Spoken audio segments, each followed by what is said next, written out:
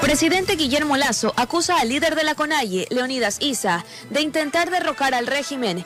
Anunció que la Policía Nacional y las Fuerzas Armadas actuarán con los medios necesarios para defender, dentro del marco legal, mediante el uso progresivo de la fuerza, el orden público y la democracia. Ministro del Interior, Patricio Carrillo, pide transparencia en las investigaciones que se realizan en torno a los fallecidos registrados en el marco de las protestas. Indica que se identificó grupos delincuenciales infiltrados en las manifestaciones. Asamblea Nacional tratará pedido de destitución del presidente Lasso, presentado por la bancada de UNES. Sectores productivos avícola y lácteo reportan pérdidas económicas debido a las movilizaciones y exhortan al gobierno y los manifestantes para que lleguen a un diálogo. 10.000 barriles de petróleo por día se han dejado de producir en el bloque 10 debido a la presión de manifestantes indígenas que apoyan el paro de la CONAIE. Por otra parte, militares incautaron en Shell, provincia de Pastaza, 12 escopetas que un grupo de indígenas achuar llevaban a Quito para sumarse a las protestas. Instalaciones de la planta La Toma en la vía a Daule son resguardadas por militares con el fin de garantizar la seguridad ante posibles ataques en el marco del paro. Así empieza la noticia, emisión estelar. Queridos televidentes, buenas noches y qué placer contar con su gentil sintonía. Aquí iniciamos y lo hacemos en compañía de nuestro equipo periodístico integrado por Javier Rosero, Charlie Pisa y Adriana Peralta, a quien saludamos y damos la bienvenida. Empezamos contigo, Javier, buenas noches.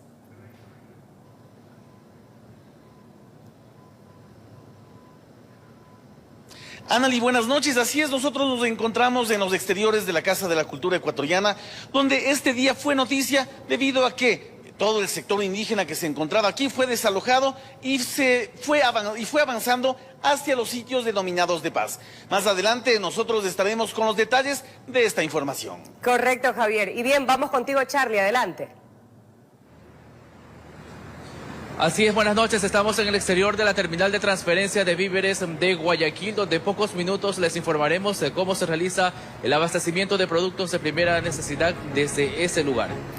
Claro que sí, Charlie. Y bien, Adriana, también nos tienes importantes noticias. Te escuchamos. Buenas noches.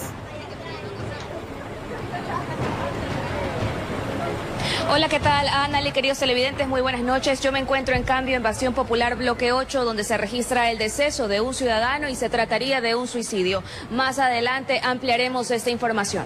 Permanecemos atentos. Aquí iniciamos, amigos. El presidente Guillermo Lasso manifestó que la intención de la dirigencia indígena es el derrocamiento del gobierno. Anunció que frente a la escalada de violencia durante los manifestantes y la policía, así también como las Fuerzas Armadas, actuarán con los medios necesarios para defender el orden público y la democracia.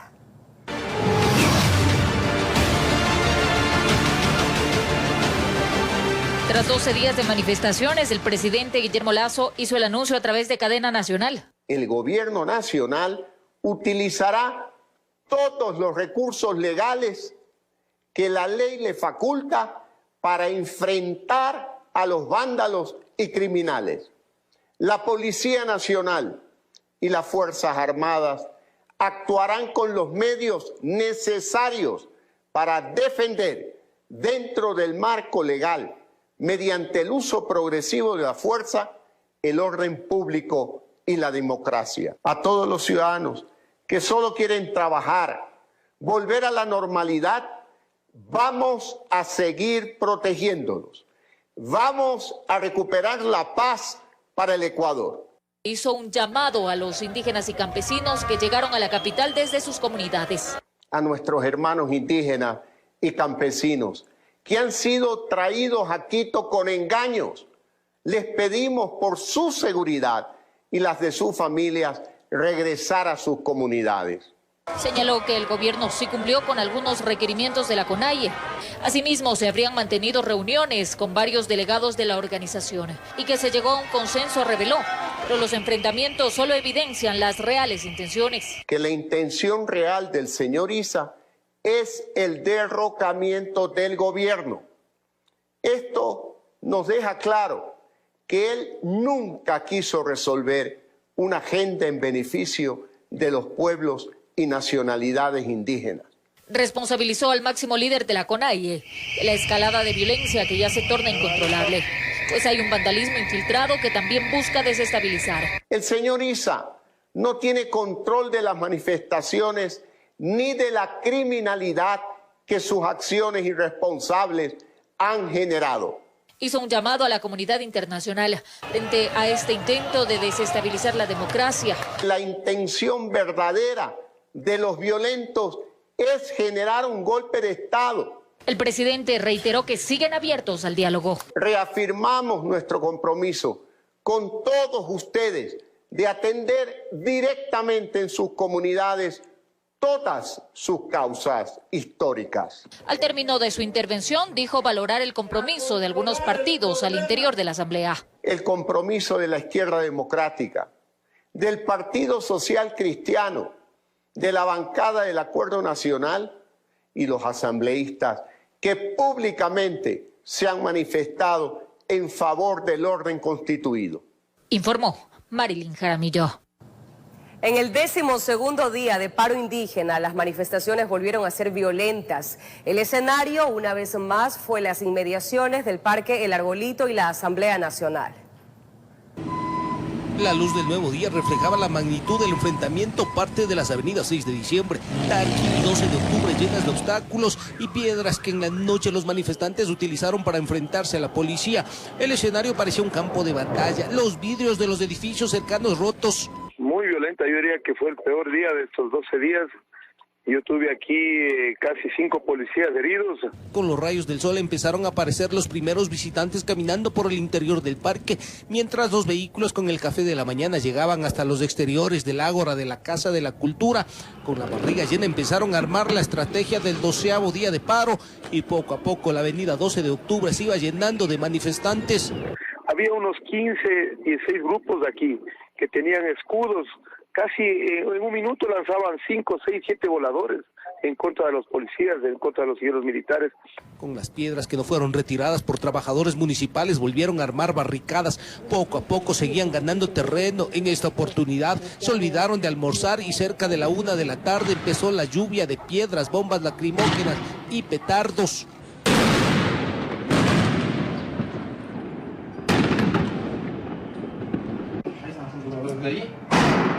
Los voladores reventaban como fiesta del pueblo, invitando a San Pedro, pero no, era la respuesta de los manifestantes que invadía el Parque del Arbolito y sus alrededores.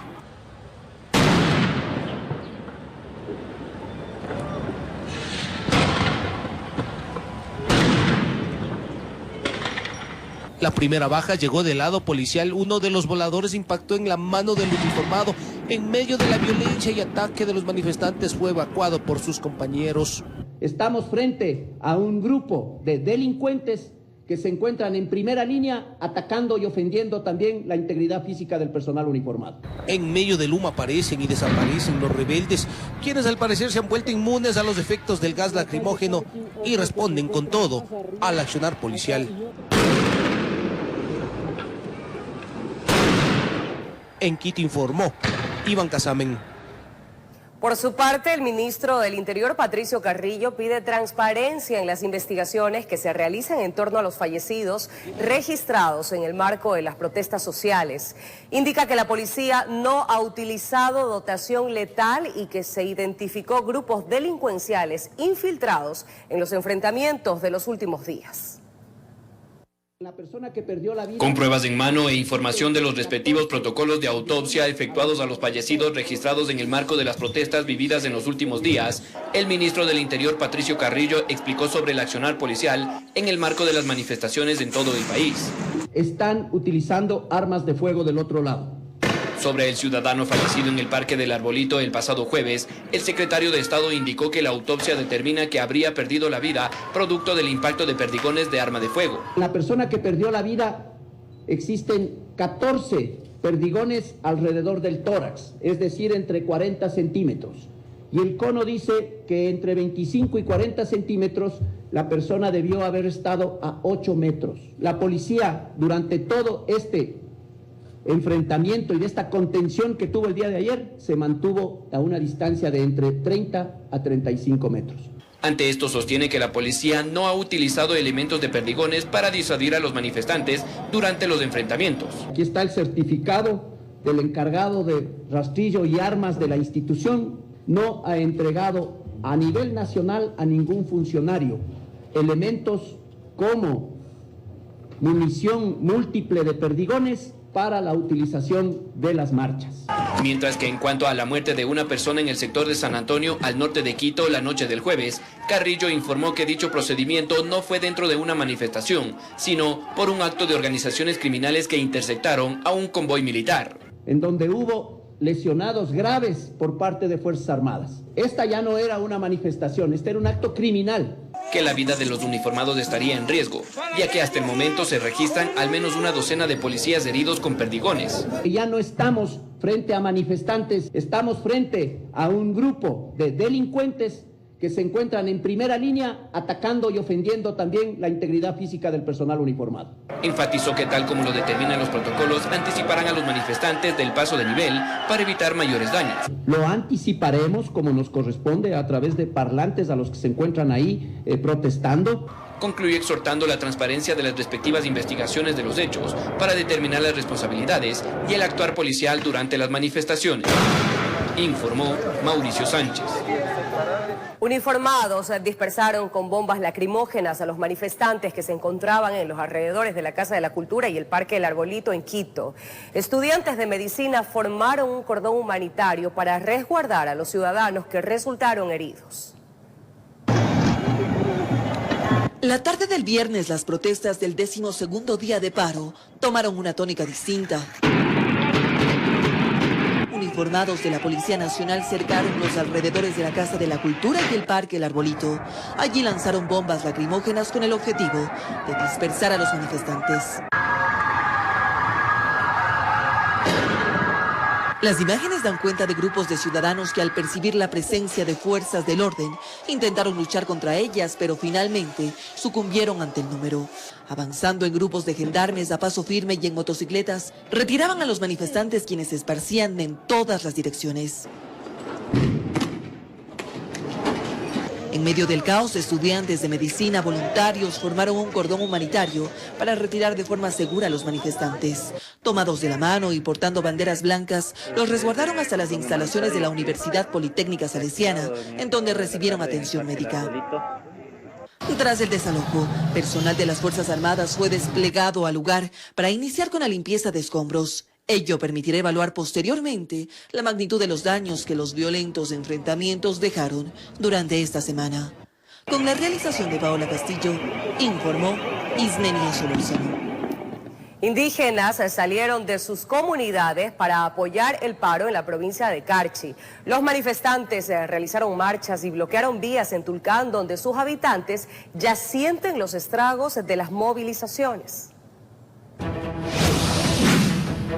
Cerca de 200 comuneros de los pueblos y nacionalidades agua que permanecen en Tulcán desde hace 2 días han realizado varios plantones en apoyo a las demandas del movimiento indígena en el paro nacional. Durante hoy, Tulcán en diferentes puntos permaneció bloqueado. Una de las vías fue en la parroquia fronteriza de Tufiño. La zona noroccidental quedó incomunicada. Con lanzas y gritos en contra del gobierno, exigieron sean atendidas cada una de sus necesidades. Estamos a pie de lucha hasta que mientras no nos dé una resolución, nosotros no nos vamos. Jóvenes, mujeres y adultos dicen que no retornarán a sus comunidades hasta que no tengan una resolución en firme. Afirmaron que no están auspiciados por ningún grupo sindical, menos partido político. Salieron de sus tierras con el único objetivo de respaldar esta medida de hecho. Como unos ecuatorianos más, porque esto es nuestro país, aquí es nuestro cantón, esto es nuestra tierra, tenemos el derecho de protestar. Se emocionan cuando hablan de lo olvidadas que han sido las comunidades agua en la provincia del Carchi y las múltiples necesidades que mantienen, la falta de medicina, atención médica, vialidad, educación. Afirman que para salir de sus viviendas caminan hasta 14 horas para llegar hasta un centro poblado. Venimos a esta marcha realmente por la necesidad que nosotros tenemos y nuestros pueblos indígenas tenemos nuestros derechos también. Con imágenes de José Cedeño desde Tulcán, informa Miriam Enríquez. Atentos amigos, porque más adelante les contaremos que instalaciones de la planta La Toma en la vía a Daule son resguardadas por militares con el fin de garantizar la seguridad ante posibles ataques en el marco del paro. Además, 2 hombres fueron asesinados en Guayaquil. Un caso ocurrió en el sector de Flor de Bastión y otro en Juan Montalvo. La ampliación de estas noticias más adelante. 17 militares resultaron heridos al ser interceptados por un grupo de manifestantes mientras custodiaban un convoy en el sector de Caspigasí, vía Calacalí, en Pichincha. La Fiscalía General del Estado abrió de oficio una investigación por estos hechos violentos. ¡Págate, hijo! Son imágenes de violencia captadas en la vía Calacalí en el sector de Caspigasí. Este ha sido uno de los puntos conflictivos en la jornada de movilizaciones. En horas de la noche de este jueves, mientras personal militar custodiaba un convoy, fue interceptado por un grupo de manifestantes. Es lamentable, pero estamos observando el uso de escudos, de voladores como armas, de carabinas. Ya estamos hablando de violencia social. Con la luz del día se pudo palpar cómo quedó la zona. 3 camiones militares destruidos y otros contenedores que transportaban alimentos sin productos. 17 son los uniformados que resultaron heridos. Al momento se encuentran estables. Hay una hipótesis sobre estos hechos. Que fue algo planificado. Había gente que daba disposiciones indicando de que ya nos acercamos y que se movilice la población y por la rapidez como lo hicieron, demuestra que esto fue un hecho concertado. Edwin Adati, comandante de la Fuerza de Tarea Conjunta de Quito, indicó que hay grupos que buscan el caos, por lo que las Fuerzas Armadas actuaron con prudencia. Hay intereses que están detrás de esta protesta y que lo que están queriendo justamente es buscar el caos y que Fuerzas Armadas y la fuerza pública en general reaccione en exceso. Tras estos hechos, la Fiscalía General del Estado abrió de oficio una investigación previa por la agresión a los uniformados. Estamos haciendo las denuncias necesarias y correspondientes para que todos los involucrados en este hecho salvaje sean llevados ante las autoridades que correspondan. Informó Priscila Cadena. 10.000 barriles de petróleo por día se han dejado de producir en el bloque 10 en Pastaza debido a la presión de manifestantes indígenas que apoyan el paro de la CONAIE. Por otra parte, militares incautaron en Shell 12 escopetas que un grupo de indígenas achuar llevaban a Quito para sumarse a las protestas. Indígenas quichuas de comunidades que están dentro del bloque 10 en el interior de Pastaza, que respaldan el paro de la CONAIE, alcanzaron que la empresa argentina Plus Petrol suspenda sus actividades en sus campos, el Villano A y el Villano B, que tienen una producción de 10.000 barriles diarios en promedio. Del mismo modo, que se apague un taladro de perforación de nuevos yacimientos. Mientras tanto, en Puyo, la Fiscalía, dentro de la investigación por la muerte de Byron Guatatoca, ocurrida en los enfrentamientos entre manifestantes y policías el pasado martes, realizó el reconocimiento del lugar de los hechos. 3 fiscales y sus equipos participaron en esta diligencia. Solicito que entendamos que la investigación previa tiene un carácter de reservado. En este tema, la dirigencia indígena pide que, para transparentar el proceso, se cuente con la veeduría de organizaciones de derechos humanos independientes. Voy a hacer la gestión para que intervenga un miembro de la Comisión Interamericana de Derechos Humanos, porque esto no puede quedarse así. Las actividades en esta provincia, que siguen siendo parciales y mínimas, se desarrollan en medio de controles de seguridad que realizan los militares. En uno de ellos, en Shell, incautaron 12 escopetas a un grupo de indígenas achuar que viajaban a Quito a sumarse a las protestas. Informó Edwin Fernández.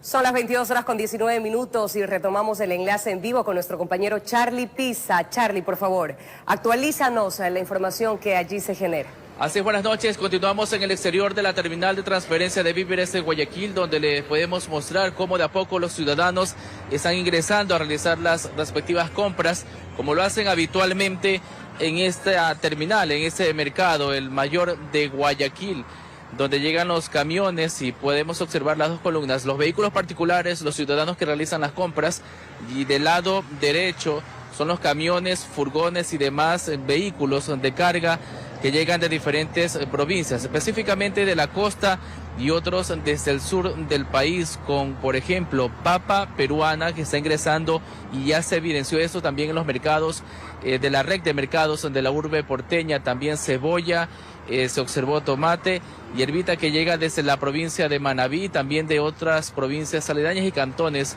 de la provincia de Guayas, donde están abasteciendo de a poco el mercado de transferencia de víveres. Aquí logramos también constatar que llegan con plátano y otros tipos de productos, y como observan se están realizando ya las compras con total normalidad, con la respectiva seguridad tanto del personal de vigilancia aquí que hay en esta terminal de la Policía Nacional que está en la parte interna y de la Policía Metropolitana. Nosotros hemos también conversado con varios transportistas y cuentan de que la situación se está normalizando de a poco en diferentes puntos de la provincia del Guayas, más no en otras partes de la sierra donde todavía hay bloqueos, y mencionan de que les toca pagar entre 10 y 20 dólares para pasar cada uno de los puntos donde estaban hasta en horas de la mañana bloqueados.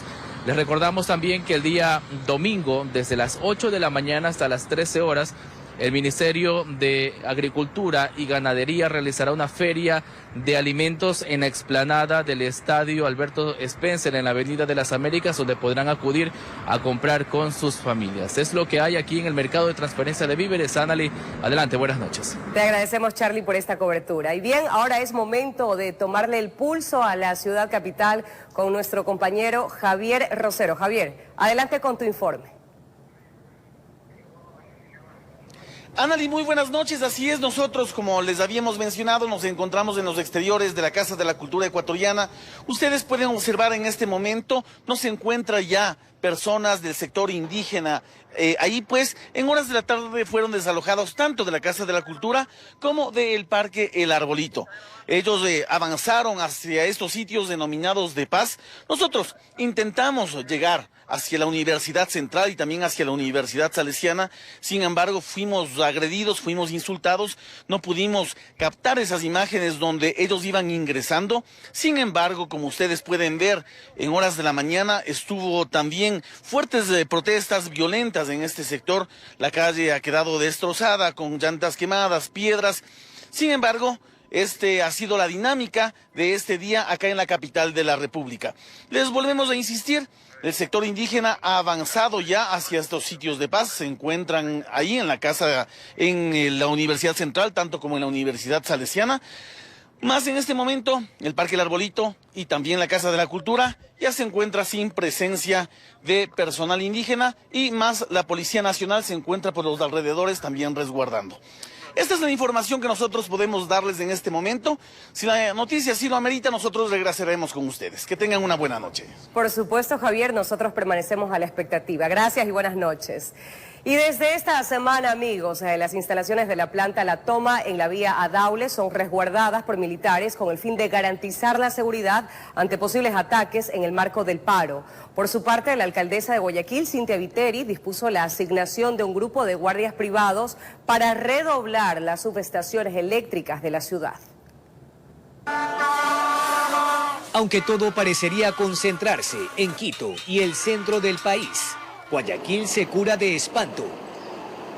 Militares en la planta La Toma, vía Daule, por lo que sea. Crisis que está atravesando el país, y en función también de lo que se presumía que podía haber algún tipo de atentado contra estas instalaciones. Las plantas de captación y tratamiento permanecen con un contingente militar que, junto a los guardias, constituyen un anillo de seguridad. Para evitar cualquier tipo de situación que se pueda dar y que ponga en riesgo el abastecimiento a la ciudad de Guayaquil. Podemos decir en este momento que está garantizado el abastecimiento a la ciudad de Guayaquil de líquido vital. En un comunicado, la alcaldesa Cintia Viteri informó que ante los ataques en la subestación de Tizaleo, Tungurahua, que abastece a Guayaquil, desde hoy, como medida preventiva, se asignó a un grupo de guardias en las 8 subestaciones de la urbe. Lo mismo en la central térmica Gonzalo Ceballos, en vía a la costa, para garantizar el servicio. Aquí Selec aumentó un contingente de 6 guardias. Pese a que todo marcha con normalidad, hay permanente vigilancia. Con cámara de Daniel Druet, informó Jorge Escobar. Y la gobernación de la provincia de Napo fue tomada por manifestantes que apoyan la movilización indígena. Afirman que no saldrán de las instalaciones hasta que exista una salida al paro de la CONAIE.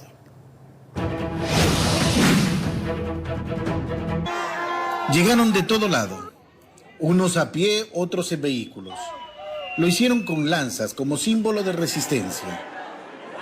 Eran pocos, pero al momento de la marcha fueron decenas y decenas. Representantes de los sectores sociales, gremios, organizaciones, se unieron todos para alzar su voz de protesta por la crisis que atraviesa el país. Con gritos y banderas, caminaron por la avenida principal de la urbe. Los negocios cerraron por temor a saqueos. Pero la marcha fue pacífica, hasta llegar a la gobernación donde se concentraron. Ahí les esperaba un piquete de policías que custodiaban el lugar. Con gritos pedían la presencia del gobernador, pero no se encontraba en ese momento. Los ánimos se caldearon cuando el comandante de la policía indicó que recibió una llamada telefónica del representante del Ejecutivo para coordinar una reunión con los líderes de la protesta, pero ellos se negaron. Estamos dialogando, evitando enfrentamientos. Si es que los manifestantes, una vez que se ha dialogado y dicen que lo van a tomar de una forma simbólica, nosotros no estamos para enfrentarnos con pueblo. Posteriormente solicitaron a los uniformados que se retiren y se tomaron la gobernación en una forma simbólica. Luego decidieron permanecer en el lugar hasta cuando exista una salida a estas manifestaciones, informó Marco Orellano. Y es momento de una pausa, amigos, pero al regresar les mostraremos videos captados y que ya son viralizados en redes sociales de aparentes actos de vandalismo. En Quito, por ejemplo, ciudadanos habrían intentado quemar una UPC. La ampliación al volver de esta pausa.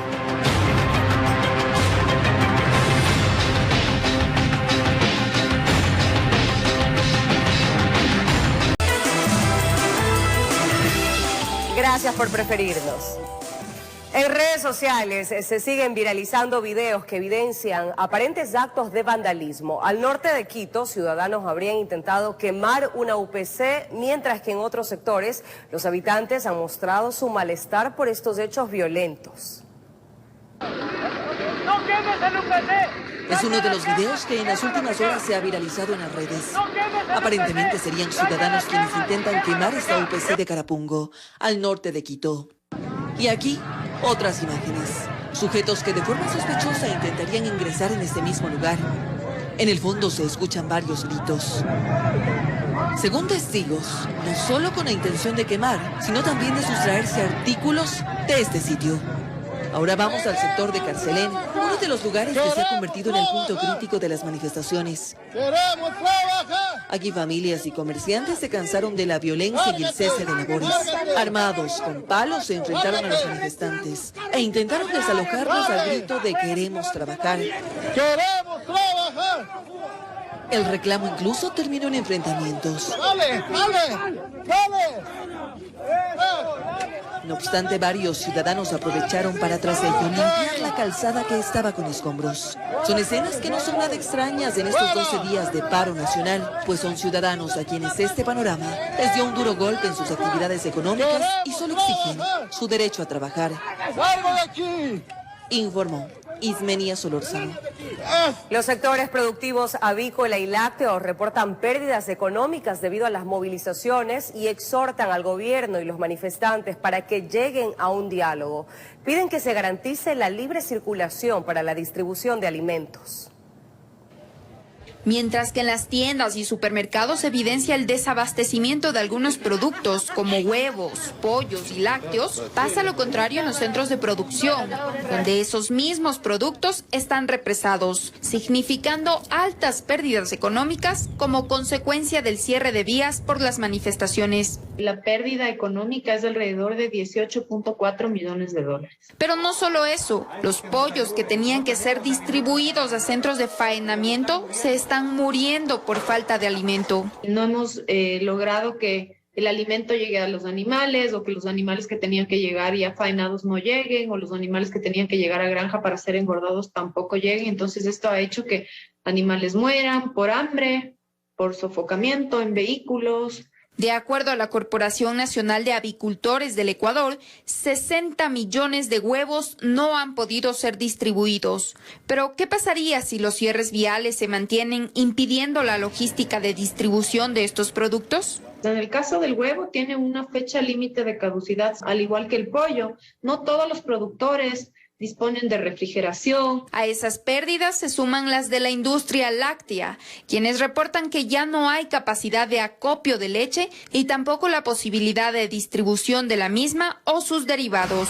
Tenemos más de 13.2 millones de dólares acumulados en pérdidas. Según la industria láctea del Ecuador, algunos ganaderos se han visto obligados a desechar miles de litros de leche por la imposibilidad de distribución o acopio.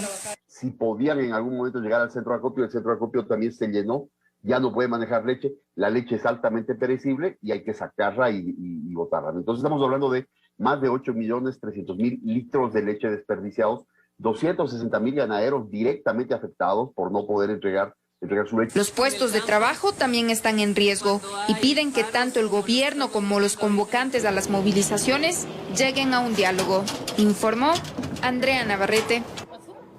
Cambiamos de tema y pasamos a nuestro segmento médico para mostrarles las consecuencias de la automedicación. A continuación, conozca la historia de un artista quien cuenta cómo ingería pastillas ante cualquier síntoma. Asimismo, un especialista indica los riesgos de no acudir a un médico para que los evalúe y les recete los medicamentos. La noticia médica llega a ustedes gracias a hormigueo, entumecimiento, pinchazo. Puede ser por falta de vitamina B. Con Neurobión alivia estas molestias. Para muchos es normal ir a la farmacia y pedir un analgésico, antiinflamatorio o antibiótico, indicando solo en qué parte del cuerpo es la dolencia, pero desconocen que esto podría generar otras complicaciones. El clínico intensivista Alberto Campodónico nos explica por qué. Si usted tiene una bacteria, siempre va a tener un determinado antibiótico, una determinada sustancia que puede atacar esa bacteria. Si usted lo utiliza, ese antibiótico, 1, 2, 3, 4 veces, y sin control y sin la dosificación adecuada, entonces la bacteria vence esa resistencia del antibiótico y ya no va a servir en una próxima oportunidad. Es por eso que recomienda y pide que esto sea bajo receta de un especialista. Es decir, que aquella persona con experiencia en el campo de la medicina les indique qué tabletas o jarabes comprar y sobre todo qué dosis suministrar y en qué horarios. Por ejemplo, tener una fiebre, toma algo para la fiebre, pero hay que saber la causa de la fiebre. Igualmente en la gastritis o a nivel bacteriano, y al tomar algo para el dolor de cabeza no se controla la presión. O por ejemplo, una persona puede ser alérgico a una penicilina y el farmacéutico no lo sabe, lo toma y a veces puede dar inclusive edema de glotis, que la persona se ahogue y termine en una emergencia, una clínica o un hospital. Conversamos con el artista Gustavo Enrique, quien asegura que por muchos años se automedicó y aquello que lo denomina un mal hábito le pasó factura.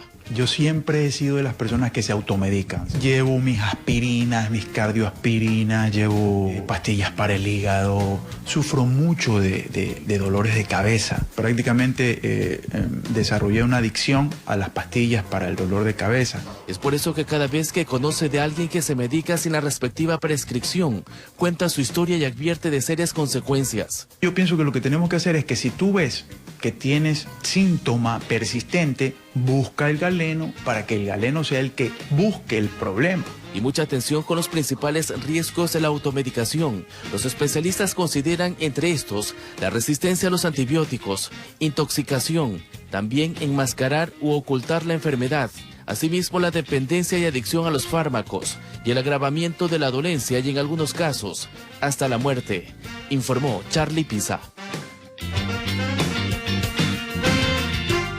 La noticia médica llegó a ustedes gracias a hormigueo, entumecimiento, pinchazo. Puede ser por falta de vitamina B. Con Neurobión alivia estas molestias.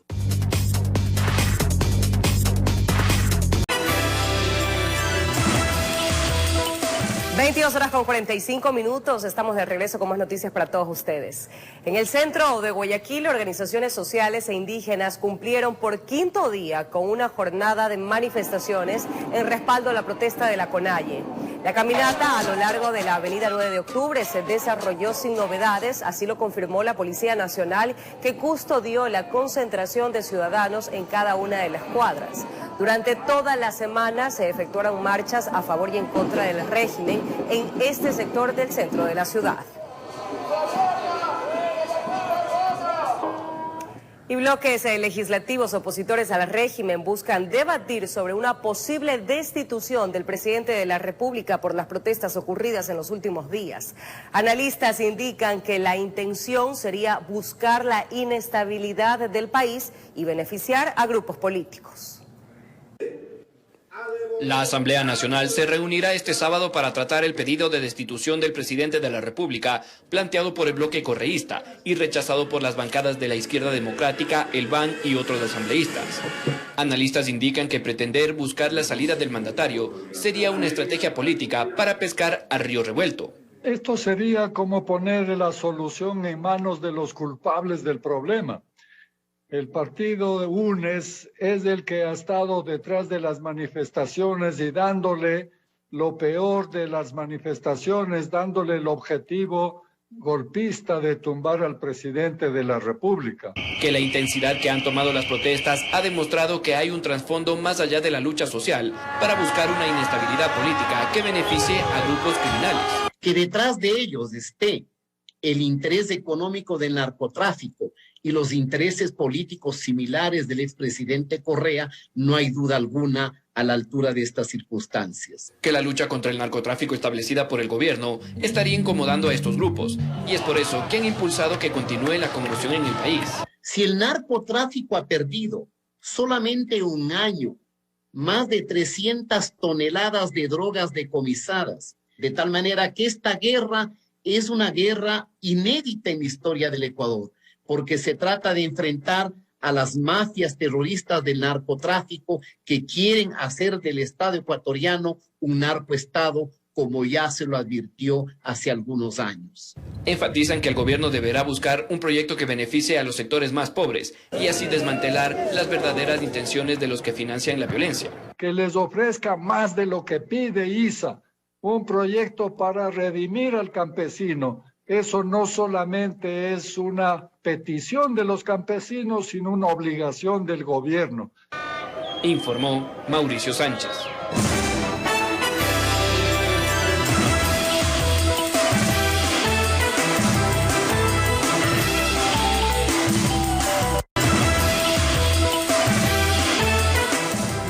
Con 54 minutos y estamos de regreso con Adriana Peralta. ¿Qué noticias nos tienes, Adriana? Adelante, buenas noches.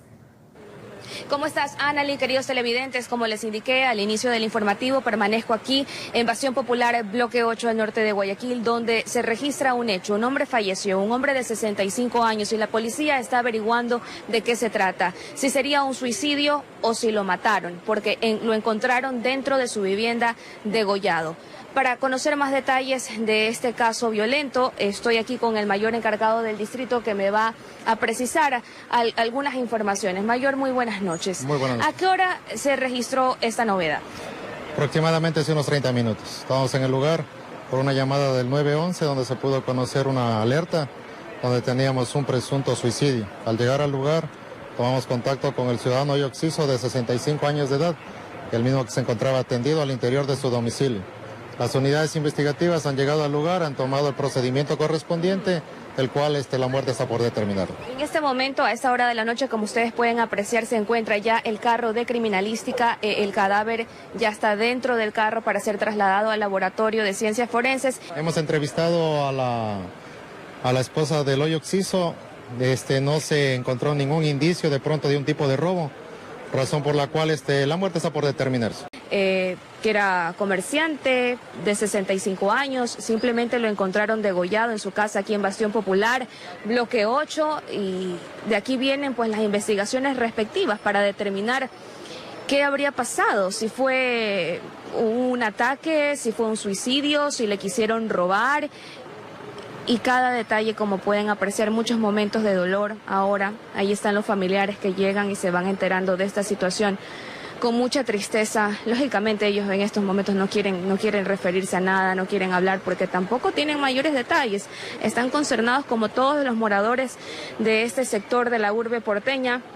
El señor aparentemente no tenía enemigos, no habría recibido ninguna amenaza, un sujeto tranquilo, como dicen aquí los vecinos, y ya serán las autoridades que se encarguen de determinar y esclarecer este hecho que se registra aquí en Guayaquil. Permaneceré en el sitio y volveremos a hacer un enlace cuando así la información lo amerite, Anali, con más desde Estudios Centrales.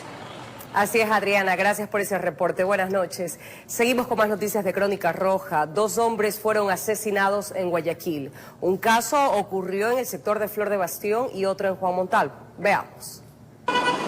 Habría sido un disparo en la cabeza que acabó con la vida de este ciudadano que cuando llegaron los policías yacía sobre la calzada al pie de una barbería en el sector de Juan Montalvo al norte de Guayaquil. Era conocido en el barrio con el alias de Abuelo por ser consumidor y expendedor de droga. Moradores del sector que 2 ciudadanos en una motocicleta se habían acercado y habían amedrentado contra la vida de él con armas de fuego. El ahora occiso de 25 años estaba transitando por el sitio donde encontró la muerte. Además de los indicios balísticos, los agentes policiales le hallaron sobres de marihuana. Ya se está haciendo las respectivas indagaciones con las unidades especializadas para poder obtener mayor información. Mientras que en Flor de Bastión del distrito Nueva Prosperina al noroeste de Guayaquil, otro hombre fue atacado a bala por sujetos aún desconocidos, que aparentemente habrían primero disparado al aire para dispersar a algunas personas que pasaban por ahí y luego le propinaron un impacto de proyectil de arma de fuego a su víctima. Asimismo, las investigaciones determinarán responsables y motivación del crimen, informó Adriana Peralta. Una persona falleció y otras 2 resultaron heridas, producto de un aluvión que destrozó una vivienda en el caserío Río Blanco en Baños, provincia de Tungurahua. En Guayaquil desarticulan varias organizaciones delictivas dedicadas al narcotráfico de drogas. La jefatura de antinarcóticos del Guayas informó que gran parte de los detenidos registra antecedentes penales, incluso por asesinato. Molestina, José. Buenas noches, bienvenido.